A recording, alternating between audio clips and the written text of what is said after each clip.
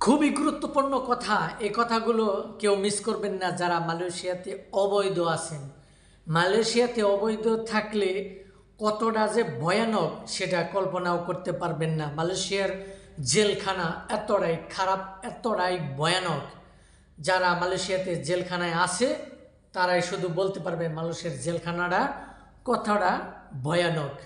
মালয়েশিয়াতে প্রবাসে আসছেন আপনি, মালয়েশিয়াতে কেউ অবৈধ হবেন না। কোম্পানির সাইডে কেউ কোথাও যাবেন না, কোনো জায়গায় বাইরে যেয়ে কাজ করবেন না। আপনারা কোম্পানি পাসপোর্ট ফালাইতে তুই আরেকটি কোম্পানিতে আপনারা কখনো যাবেন না। গেলে আপনার মহা বিপদ সামনে অপেক্ষা করতেছে। আপনি এই কথাটা মনে রাখবেন।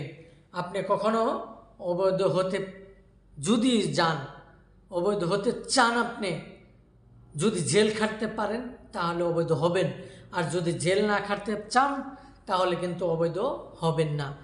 মালয়েশিয়াতে ইদানিং কিছু কিছু জায়গায় অপরাধী চালাচ্ছে, সেখান থেকে বৈধ কর্মীও ধরে নিয়ে গেছে, অবৈধ কর্মীও ধরে নিয়ে গেছে। আবার এটা বলতে পারেন যে বৈধ কর্মীরা কেন ধরে নিয়ে গেছে? আপনার কোম্পানি এজেন্টের বিষয় এই জায়গায়, আপনি ধরেন আপনার কুয়ালালামপুরের বিষয়, সেই বিষয় নিয়ে আপনি জোহর বারো যে কাজ করতেছেন, আপনার কিন্তু তাম্পাট সালা নাম্বার 1, কিন্তু আপনার জায়গাটা জেলাটা সালা।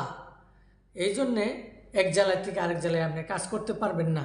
যদিও করেন আপনার মালিকের বসের সুরাত লাগবে, কোম্পানির সুরাত, যে আমি এই ওয়ার্কারটা সেই জায়গায় পাঠাইছি আমার ব্যক্তিগত কোনো কাজের জন্য, অথবা সেখানে কোনো কোম্পানিতে কাজ করে, এই রকম একটা সুরাত লাগবে আপনার বসের। এই সুরাত যদি থাকে তাহলে আপনি ইমিগ্রেশনের পুলিশের কাছ থেকে আপনি বাঁচতে পারবেন। আর যদি সুরাত না থাকে তাহলে আপনি কিন্তু বাঁচতে পারবেন না, আপনাকে ধরে নিয়েই যাবে। আপনার যেহেতু আপনার তাম্পার সালা, এক জায়গার ভিসা নিয়ে আরেক জায়গায় আপনি কাজ করতেছেন, এটাই আপনার সমস্যা। ভিসা আছে তারপরেও আপনাকে ধরে নিয়ে যাবে গা। আর যারা অবৈধ মালয়েশিয়াতে আছেন তারা ভাই দয়া করে আরও এদিক সেদিক ঘোরাফেরা করেন না। যদি পারেন কাগজপাতি বানানোর জন্য মালয়েশিয়াতে বারে বারে সুযোগ দেয়, ওই সুযোগের মধ্যে কাগজপাতি বানাইয়া যে কোম্পানির মাধ্যমে কাগজ বানাবেন সেই কোম্পানিতে থাকার জন্যই চেষ্টা করবেন। বাহিরে কোনো জায়গায় যাওয়ার দরকার নাই, এদিক সেদিক ঘোরাফেরা করবেন না। মালয়েশিয়াতে যেখানে অপারেশন চালায় সেখানে কিন্তু খুবই ভয়ানক।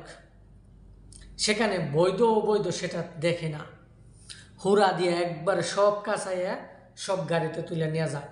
থানায় নেওয়ার পরে জেলের কাছে নিয়ে তারপরে একটা একটা করে চেক করে সবাইকে ছেড়ে দেয়। যাদের বৈধ ডকুমেন্ট, যাদের বৈধ কোম্পানি, তাদেরকে ছেড়ে দেয়। আর যাদের কিছু গুল পাক আছে তাদেরকে কিন্তু ছাড়ে না, তাদের কিন্তু ওই জেলের মধ্যে আটকে রাখে। আশা করি আমার কথাগুলো, ভিডিওগুলো বুঝতে পারছেন যে আমি কি বলছি। সবাই ভালো থাকবেন, আর মালয়েশিয়াতে কেউ অবৈধ হবেন না।